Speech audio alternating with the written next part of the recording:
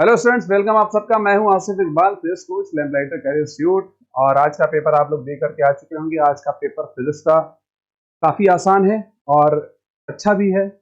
और आइए मैं शुरू करता हूं। सबसे पहले हम लोग शुरुआत के 10 क्वेश्चन देखेंगे। ये पेपर कोड T1 है, मैं पहले ही बता दे रहा हूँ, ये T1 कोड है पेपर का, राइट। तो जिनके पास भी T1 कोड है उनका तो एज इट इज मैच करेगा, और अगर T1 के अलावा है तो आप अपने क्वेश्चन को मैच कराएंगे। सबसे पहला question, square loop of side 1 mm and resistance 1 ohm placed in magnetic field of 0.5 Tesla. If the plane of loop is perpendicular to the direction of magnetic field, the magnetic flux through the loop is. आपको ध्यान रखना है, यहाँ पर flux निकालना है। Question magnetic field का है। फ्लक्स निकालने का फॉर्मूला होता है NBA cos थीटा, और यहाँ हमको ध्यान देना पड़ता है थीटा पे। थीटा क्या चीज होता है? थीटा क्या चीज होता है? B और A के बीच का एंगल, B और A के बीच का एंगल।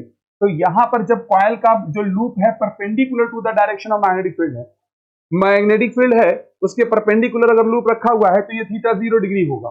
तो इसको तो हम cos 0 कर देते हैं, नंबर ऑफ टर्न्स 1 हो जाएगा।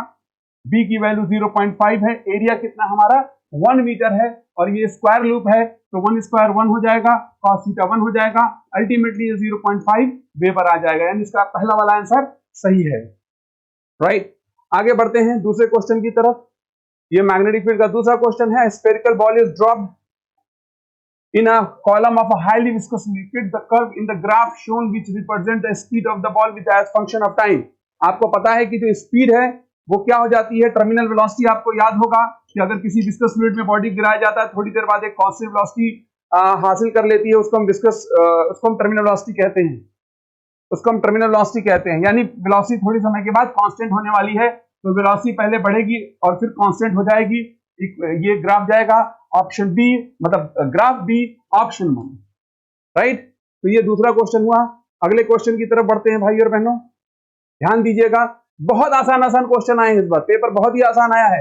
एंगुलर स्पीड फ्लाईव्हील का है, ये रोटेशन का क्वेश्चन है। Angular acceleration, uniform angular acceleration है, ध्यान देना, यूनिफॉर्म एंगुलर एक्सेलरेशन है, और इसका 1200 आरपीएम से 3120 आरपीएम 16 सेकंड में चेंज होता है। तो एक्सेलरेशन बताना है। याद रखिएगा, यूनिट में धोखेबाजी, RPM revolution per minute frequency दी हुई है, न कि एंगुलर वेलोसिटी।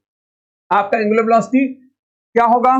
फॉर्मूला लग जाएगा ओमेगा बराबर omega naught plus alpha delta T. Omega क्या होगा? फाइनल वाली, इससे हम बनाएंगे ओमेगा। ओमेगा क्या होता है? याद करिए 2 पाई एन होता है या 2 पाई न्यू होता है।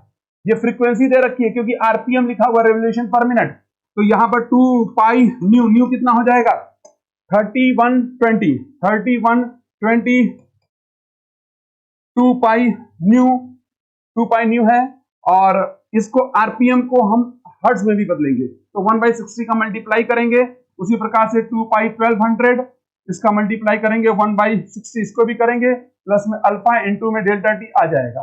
तो यहां से अगर आप देखेंगे तो 6 दूना 12, 6 पंचे 30 दूना 12, और ये कैंसिल होगा, 6 2 12, 20 दूना 40, और यहां पर आएगा 64 पाई। 64 पाई इज इक्वल टू आएगा 64 पाई इज इक्वल टू, यहां पर डेल्टा टी 16 है ना, तो 16 अल्फा आएगा, तो अल्फा बराबर आ जाएगा 4 pi, right. Alpha is equal to 4 pi, तो आंसर इज 1। सिंपल क्वेश्चन है, फॉर्मूला बेस्ड क्वेश्चन है, कोई टफ क्वेश्चन नहीं भाई और बहनों। एक सवाल करता है, the angle between electric lines of force and equipotential में साफ साफ आपके मॉड्यूल में लिखा हुआ है कि इलेक्ट्रिक फील्ड के परपेंडिकुलर आपको इक्विपोटेंशियल सरफेस मिलता है। तो इलेक्ट्रिक लाइन ऑफ फोर्स जो होगी इक्विपोटेंशियल सरफेस के परपेंडिकुलर होगी, 90 डिग्री। आंसर हो गया। आगे बढ़ते हैं, क्वेश्चन नंबर 5 की तरफ चलते हैं भाई और बहनों। एक इलेक्ट्रिक लिफ्ट है with maximum load 2000 KG, lift और पैसेंजर की मूव कर रही है, स्पीड इतने पे, फ्रिक्शनल फोर्स जो उसको अपोज कर रहा है वो 300 है, तो मिनिमम पावर डिलीवर्ड। तो भाई कोई भी लिफ्ट है, ये लिफ्ट है, राइट। लिफ्ट का वेट पैसेंजर प्लस जो लिफ्ट है उसका 2000 केजी मास है, इनटू में 10 कर दिया हमने, ये न्यूटन, इतने न्यूटन नीचे की ओर फोर्स लग रहा होगा, वेट इसका, और साथ में एक फ्रिक्शनल फोर्स भी लग रहा है जो कि इसके मोशन के अपोजिट लग रहा है। फ्रिक्शन फोर्स कितना है? 3000 न्यूटन।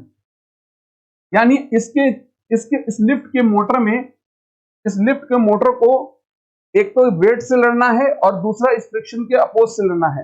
तो 20,000 20,000 ये 3000, ये 23,000 न्यूटन फोर्स से लड़ना है। यस और नो?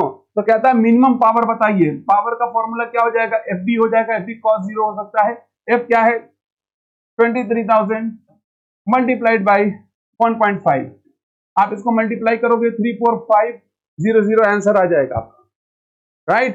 तो फिफ्थ का बी सेकंड आंसर आया है, राइट। नेक्स्ट क्वेश्चन पे चलते हैं। ये बहुत आसान क्वेश्चन, मैंने आपको मॉड्यूल में खूब नोट्स में खूब बताया, खूब लिखाया, खूब पढ़ाया कि एक आइडियल गैस है जो 4 डिफरेंट प्रोसेस से जा रही है।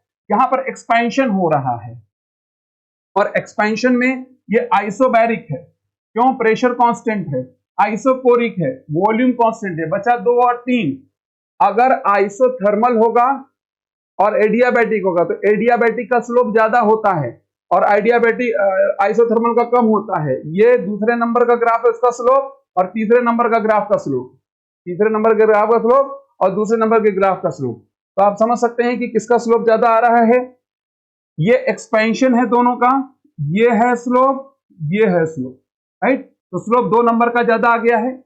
इसका मतलब हमारे पास जो एडियाबैटिक वाला हमसे पूछा है, एडियाबैटिक प्रोसेस को कौन बता रहा है, तो 2 नंबर वाले का स्लोप ज्यादा है। 2 नंबर वाले का स्लोप अगर ज्यादा है तो आंसर 1 आ गया। इसमें कुछ देखिए कंफ्यूजन किसी किसी को हुआ होगा, चलिए खैर कोई बात नहीं है, ज्यादा स्लोप, राइट। आगे बढ़ते हैं। अगला सवाल बहुत आसान सवाल है, बहुत ही आसान सवाल चल रहा है यहाँ पर। Peak voltage of AC source is equal to peak voltage AC source का वी आरएमएस बराबर क्या होता है? V naught by √2। तो आरएमएस का √2 टाइम हो जाएगा, √2 time of RMS value of AC source. Second number का आंसर बिल्कुल सही जवाब है। आगे बढ़ते हैं। एक शेल है जिसको एक्सप्लोड किया गया है 3 हिस्सों में और मास बढ़ रहा है 2:1 रेशियो में। If the fragment having equal mass fly off their mutually perpendicular direction with the speed v, then the speed of third part। एकदम मैंने डिक्टो क्वेश्चन कराया है, 3 पार्ट का म्यूचुअली परपेंडिकुलर सेम कराया हुआ घिसा बेटा क्वेश्चन है भाई और बहनों। 3 पार्ट में बटा, राइट। 2:1 का रेशियो है, तो एक का मास अगर 2m0 है, दूसरे का मास 2m0 है, तीसरे का मास m0, ये सब मिलाकर के m बन रहा होगा, ये बात सच है, ठीक है। दोनों म्यूचुअली परपेंडिकुलर जा रहे हैं, एक बी से इधर जा रहा है, एक बी से इधर जा रहा है। देखिए fragment equal masses fly of along mutually perpendicular direction with speed v speed से जा रहा है। तो थर्ड पार्ट का आपको बताना है। शुरुआत में ये जो पार्टिकल था ये रेस्ट पे था, तो बाद में भी मोमेंटम क्या होगा? 0 होगा, क्योंकि ये शुरुआत में रेस्ट पे था। तो इन तीनों का जो सम आएगा वो 0 आ जाएगा। यानी मैं यहां लिख सकता हूं P1 प्लस में P2 प्लस में P3 बराबर में 0। तो अगर मैं P3 की वैल्यू लिखूंगा तो P3 क्या लिखूंगा? माइनस में P1 प्लस P2। हमको डायरेक्शन से मतलब नहीं है, हमको वैल्यू से मतलब है। P1 और P2 ये इसका मोमेंटम कितना आएगा? 2m0v आएगा कि नहीं आएगा? और अगर 90 डिग्री पे है तो इनको जोड़ोगे तो P3 की वैल्यू आ जाएगी 2m0v√2। अच्छा P3 कितना है? mv मान लो, mv, तो यहां mv डैश कर लो, m से m0v, m0 से m0 कैंसिल, यह आएगा 2√2v, right. Answer is second वाला। सिंपल है, कोई दिक्कत की बात नहीं है, बहुत आसान क्वेश्चन। आइए 9th क्वेश्चन पे चलते हैं। 9th क्वेश्चन में क्या है? The graph which shows the variation of the de Broglie wavelength associated with the momentum. अच्छा सुनिए, momentum T is equal to क्या होता है? h by lambda. तो lambda is inversely proportional to P। तो कौन सा ग्राफ बन जाएगा? ये ग्राफ बन जाएगा। सिंपल है, राइट। राइट, आगे बढ़ते हैं। 10वां क्वेश्चन कहता है दो हॉलो कंडक्टिंग स्फीयर हैं जिसका रेडियस r1 है और r2 है। r1 बहुत बड़ा है r2 से, दोनों का चार्ज इक्वल है। पोटेंशियल वुड बी, दोनों का पोटेंशियल क्या होगा? भाई पोटेंशियल का फॉर्मूला होता है KQ बाई में R। भैया जिस चार्ज जो है सेम है अगर, तो जिसका रेडियस बड़ा उसका वोल्टेज छोटा। तो हम क्या बोलेंगे? जिसका रेडियस बड़ा उसका equal on more on smaller sphere, equal on both sphere, dependent on the material property of sphere, more on bigger sphere. जिसका रेडियस कम उसका वोल्टेज ज्यादा, तो मोर ऑन स्मॉलर स्फीयर। आपके समझ में आ गया होगा ये 10वां क्वेश्चन, ठीक है।